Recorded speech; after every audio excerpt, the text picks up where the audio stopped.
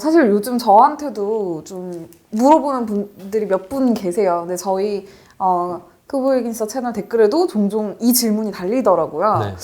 두산중공업이 조금 여러 이야기들이 나오는데 그럼 두산 베어스는 괜찮냐? 위기설이 있죠. 네, 궁금해하는 분들이 좀 많아요. 오늘 여기에 대해서 좀 네. 저희가 할 수 있는 답변을 좀 해드리는 시간을 갖도록 하겠습니다. 두산중공업 뭐 최근 위기설이 계속 나옵니다. 계속 네. 나오고 자 두산중공업의 또 자회사인 또 두산인프라코가 또 있죠. 그리고 네. 두산 야구단도 당연히 이제 모기업의 영향을 받죠. 받는데 우리 야구 팬들께서 이제 궁금하신 거는 물론 두산중공업의 원전 사업이라든지 이런 것보다도 두산 야구단이 그러면 운영을 하는 데는 문제가 없는 건지, 그쵸. 그 매각이 되는 거 아닌지 이렇게까지도 말씀하시는 분들이 있습니다. 네, 사실 이거는 정말 한국 야구단의 특징이 있잖아요. 그렇죠. 모기업의 의존도가 높기 때문에 네. 좀 그런 걱정을 하지 않을 수가 없을 것 같아요. 뉴스를 보면. 네. 그러니까 역대로 쌍방울 레이더스, 제가 이제 쌍방울 레이더스의 마지막 시즌 담당 네, 기자 담당 하셨었잖아요. 기자였죠. 네. 네, 마지막 시즌에 그 담당 기자였고 또 현대 유니콘스가 이제 이렇게 넘어가는 그 과정도 좀 보긴 봤습니다. 네. 다 모기업 때문에 야구단이 결과적으로 다른 기업으로 넘어가게 되는 네. 자 그런 수순을 밟게 되는데 이것이 KBO 리그의 좀 특성 때문에 그렇죠. 아무래도 이제 모기업 의존도가 조금 높다. 네. 높은데 최근 들어 특히 지난 10년, 최근 5년 많은 상황이 조금 변했습니다. 변했고 이런 변한 부분하고 그리고 과연 두산 베어스가 무슨 매각 가능성이 있는지 없는지 정확하게 좀 체크를 좀 해봤습니다. 네. 예. 가장 궁금한 건 네. 두산 야구단 결국은 이게 돈의 문제가 되잖아요. 그렇습니다. 야구단은 모기업에 이제 돈을 받아서 네. 집행을 하는 구단들이 이제 대부분이잖아요. 지금 10개 네. 구단 중에. 정말 이 자금 조달에 문제는 없는지. 네. 네. 좀 현재 시점의 상황은 어떤지. 제가 그냥 현장을 왔다 갔다 하면서 보기에는 사실 프런트 직원분들은 그냥 네. 평소와 전혀 다름없이 본인 일을 하고 계시거든요. 네. 그러니까 전자공시에 감사 보고서가 올라오는데 이제 야구단도 마찬가지입니다. 감사 보고서가 올라오는데 지금 제가 재무 전문가는 아니지만 재무제표를 조금 확인도 했었고 손익 표도 조금 봤는데 사실 이러한 재무제표상에서 드러나는 부분만 가지고는 야구단의 살림살이가 대단히 탄탄하다. 살림살이가 좀 펴졌다. 이렇게 말씀을 드릴 수가 없어요. 왜냐하면 네.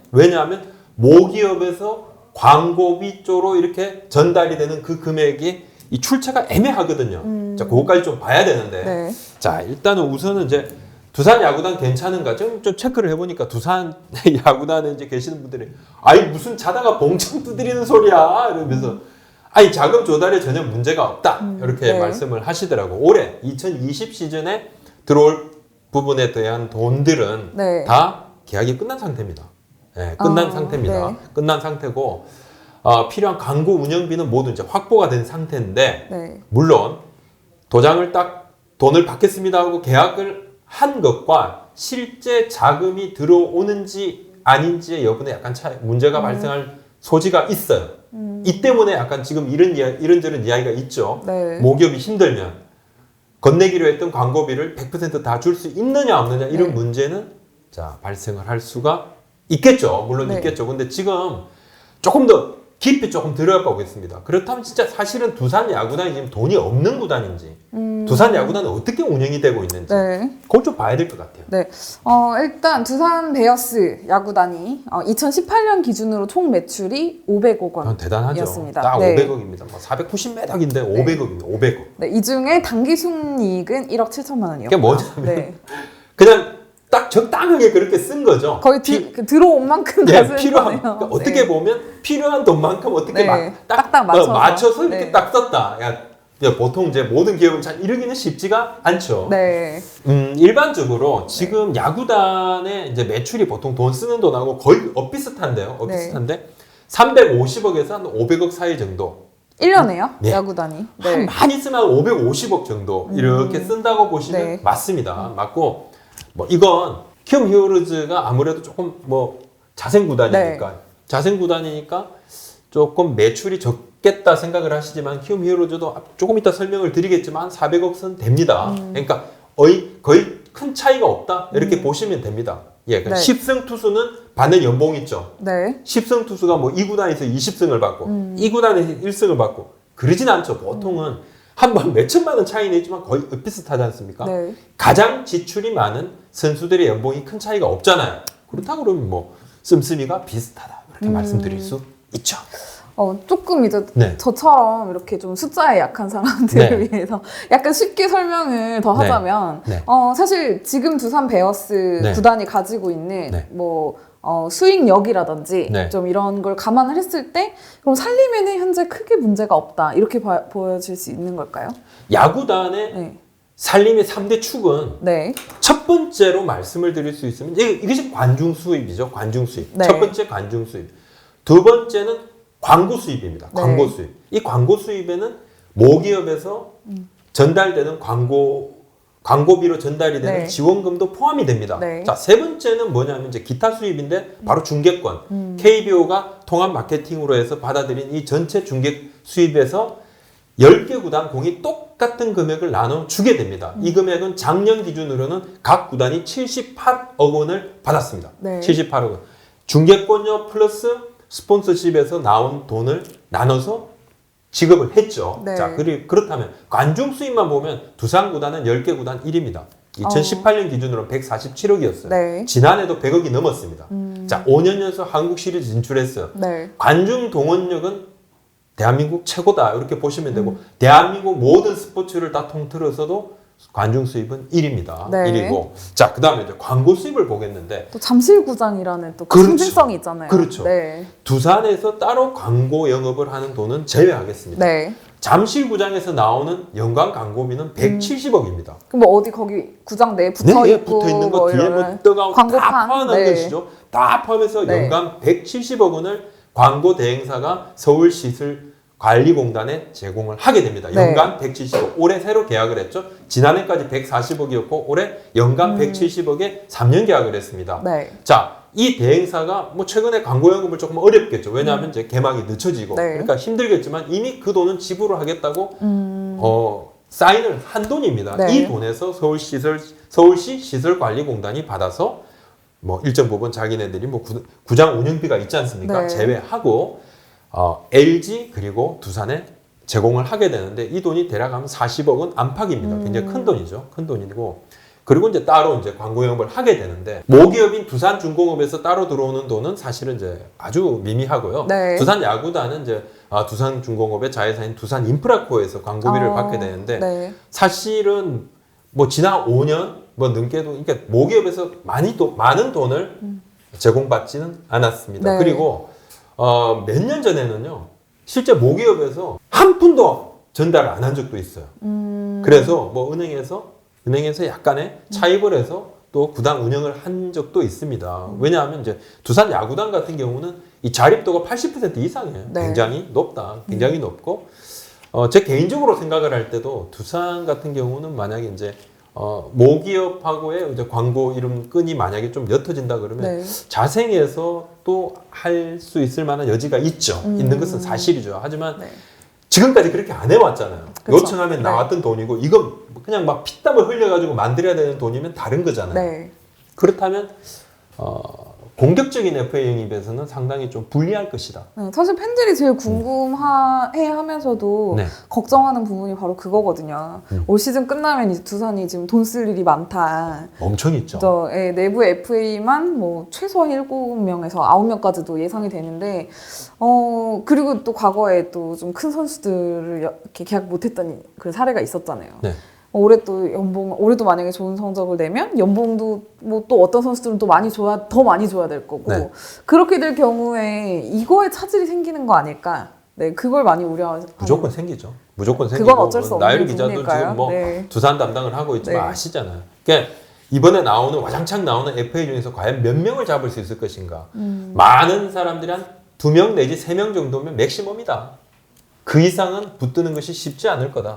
쉽지 않을 거다. 그리고 예를 들면 뭐 이적하는 선수는 제외하고 나머지 선수들은 그냥 시간 끌고 하면 몸값이 많이 다운되면 뭐 그러면 뭐 잡을 수도 있겠지만 공격적으로 잡는 것은 상당히 조금 힘들 거다. 장기적으로 볼 때 올해 말에 연봉 협상에서도 뭐 찬바람이 좀 불 건 당연한 것이고, 왜냐하면 지금 네.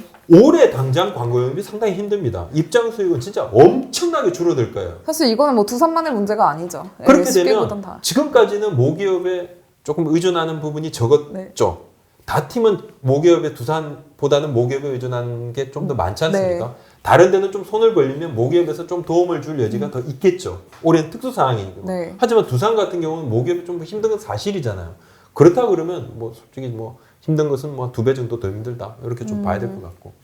뭐 두산의 이야기를 좀 하다 보니까 아까 네. 먼저 정리를 조금 해주셨지만 네. 그러다 보니 야구단들은 그래서 정말 1년에 어느 정도를 쓰냐, 그리고 올해 상황은 좀 전체적으로 많이 어렵지 않을까, 특히 자생 구단인 키움 히어로즈의 상황도 한번 좀 짚어보는 네. 시간을 근데 네, 사실은 갖도록 하겠습니다. 네. 야구단이 지금 우리 야구단이 지금 들어가는 돈의 50% 이상이 인건비입니다. 선수들 연봉인 것이죠. FA 시장이 되게 뭐 활성화된 적이 있었잖아요. 10수년 맞아요. 전부터 그죠? 굉장히 뭐 뜨거웠잖아요. 100억이 막 그냥 막 넘어가고. 거품이다. 거품. 그러니까 몇몇 선수가 이제 은퇴를 하고 난 다음에 야, 옛날 이야기를 막 하는 그런 게 나와요. 네. 유튜브에서. 깜짝깜짝 놀라죠. 와, 진짜 인센티브 계약을 이렇게까지 했던 건가? 와, 메리트를 이렇게 많이 줬었어? 그래서 사실 이제 그 부분에서 들어가는 돈이 정말 많았고, 네. FA 시장이 이렇게 대폭발을 하면서 덩달아 연봉이 다 올라갔어요. 외국인 선수들도 뭐, 아니, 내가 더 잘하는데, 뭐야, 뭐, FA들이 돈 더 주세요. 뭐, 이렇게 되는 경우도 네. 많아요. 결국은 FA가 뭐, 그냥 끌고 다 따라간 거죠. 그래서 인건비가 엄청나게 올랐는데, 지금 이제 FA 시장이 좀 많이 좀 네. 잡잡해졌지 않습니까? 예, 그 부분도 조금 있고, 조금 좀 변화의 시기가 있다. 변화의 시기가 있고, 야구단, 아까 말씀드렸던 야구단 이제 수입은 이제 크게 세 가지인데, 네. 그 중에서 특히 이제 올해 걱정이 되는 부분이 두 가지입니다. 두 가지는, 뭐 중계권은 일단 뭐, 어떻게든 무관중 경기라도 하는 것은 네. 중계권이라도 지키겠다는 건데, 그러면 입장 수익은 진짜 뭐, 반토막이 날지, 4분의 1토막이 날지, 알 수가 없습니다, 지금. 특히 경기 수를 144경기를 다 지킬 수 있느냐 없느냐 여부도 굉장히 크게 그쵸? 영향을 경기 미치잖아요. 수 줄어들겠죠. 네. 5월 제 생각에는 뭐 5월 중순이나 5월 말쯤에 개막을 한다 해도 일정 기간 동안은 무관중 경기를 할 수밖에 없을 겁니다. 네. 그렇게 되고 그 다음에 또 점진적으로 관중 수를 조금 늘려간다 하더라도 실제 5월 달이요. 관중이 제일 많았던 달입니다. 거의 맞아요. 다 날씨가 제일 좋고 해마다 네. 야구 보기 제일 좋은 날이고 놀기 연휴도 제일 있고. 좋은 날이고 네.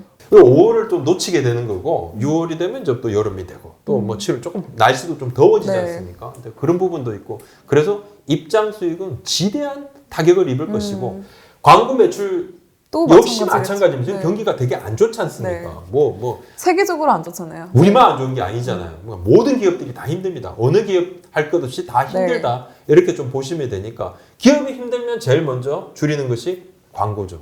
마케팅 비용이죠. 그렇게 보면 직접적인 타격이 예상된다. 네. 이렇게 말씀드립니다. 근데 아까 짧게 언급해 주셨는데 네. 좀 저도 궁금한 게 키움 히어로즈는 그럼 굉장히 좀 돈을 많이 벌고 있는 건가요? 살림이 어떻게 되고 있는지. 이게 네. 제가 사실 좀 놀랐던 부분이 네. 키움은 모기업이 없잖아요. 그쵸. 서울 맨날- 히어로즈 맨날 그래서 주식회사죠. 다 네. 그러니까 9개 구단의 그 팬들이 꼭 키움 보고 꼭 그래요. XG, 거 X 뭐 이렇게 맨날 그러시잖아요. 그러니까 뭐 든든한 대기업 모기업이 없으니까. 없기 때문인데. 아이고, 뭐 네. 맨날 그냥 죽 끓여 먹고 사는 줄 알아. 그렇지 않더라는 거죠. 그렇지 네. 않고. 자, 3월 말에 이제 전자공시를 한번 봤습니다. 감사 보고 손익계산서 조금 체크를 해봤는데 지난해 총 매출 421억이에요. 네. 굉장히 크죠. 자, 그리고 2018년 매출도 374억입니다. 그러니까 지난해 걸 보면요. 네. 421억 중에 입장 수입이 68억 원입니다. 네. 자, 광고 수입 224억. 여기는 이제 100억 원 약간 넘는 돈이 키움 증권에서 나온 메인 스폰서십이 포함이 됐고, 네. 기타 수입, 중개권이 포함되고, 여러 가지 이제 또 다른 수입도 네. 있죠. 부대 수입들이. 자, 129억 원이 잡혀 있고, 영업이익이 45억 원. 크죠? 단기 순이익이 36억입니다. 키움이 4년 연속 흑자입니다.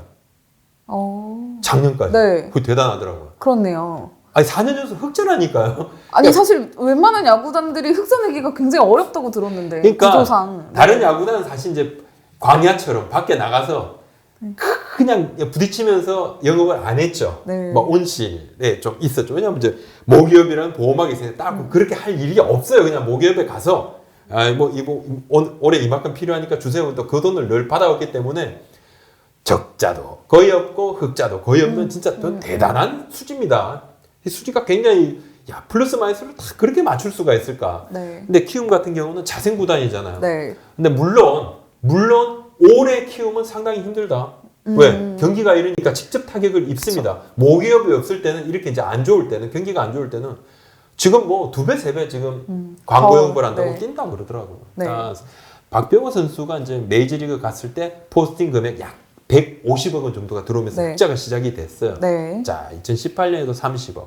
지난 2017년에도 뭐 대략 한 10억 원대 흑자를 봤는데 네. 16년 같은 경우는 흑자 폭이 굉장히 컸습니다. 그건 뭐 박병호 선수 포스팅 금액이 다 입금이 되면서 그랬던 네. 거고 그 이후에도 4년 연속 지금 저 흑자를 만들고 있는 뭐 상당히 대단히 이 부분이 시사하는 바가 크다. 물론 그렇죠. 서울이라는 연구권의 메리트가 있죠. 네. 또 고척도움이라는 고척도움 자체가 여러 가지 또 광고를 좀 효과적으로 할 수 있는 부분이 있습니다. 네. 그 부분까지도 생각을 한다 그러면 전 판단이 굉장히 크다. 네, 또 사실 키움 선수단 구성을 좀 보면은 박병호 선수랑 몇몇 선수들 제외하고는 이렇게 뭐 고액의 FA라든지 뭐 이렇게 좀 요즘 얘기하는 FA 뭐 엄청난 영입을 하는 선수가 많지 않잖아요. 연봉이 항상 하위권이거든요. 이 어리죠. 부분도 좀 영향이 있다고 젊은 봐야 선수가 될까요? 많죠. 네. 그죠? 그래서 선수단 연봉 전체 연봉은 작습니다. 그러니까 조금 더 뭐 성장하고 이러면 뭐 그죠? 또 성장해서 나가고 네. 또 젊은 선수를 계속 키우고 이렇게 하니까 뭐 내부 FA가 아주 뭐 초특급 내부 FA가 성장하더라도 그 선수 잘 안 잡는 경향이 많죠. 뭐 지금까지는 네 그렇죠. 그런 경향이 좀 있었던 것 같습니다. 근데 얘기한 대로 사실 키움 히어로즈도 지난 4년간 흑자를 냈지만 올해는 좀 어려운 상황일 것 같고 네. 또 다른 구단들도 마찬가지인 것 같고요. 또 지금 광고 영업이 굉장히 힘들지 맞습니다. 않을까 그래서 싶습니다. 네. 지방은 이제 2개 구단, 수도권 1개 구단을 같이 이 3개 구단을 다 관장하는 네. 5개 광고를 맡고 있는 네. 대행사가 있어요. 네, 네. 대행사가 뭐 최근에 공문을 보냈다 그러더라고요. 야구단 너무 힘들다. 네. 예, 뭐 여러 가지 뭐 어떤 뭐 계약이라든지 이런 것 좀 개선 때문에 이렇게 했는데 그만큼 힘든 네. 거죠.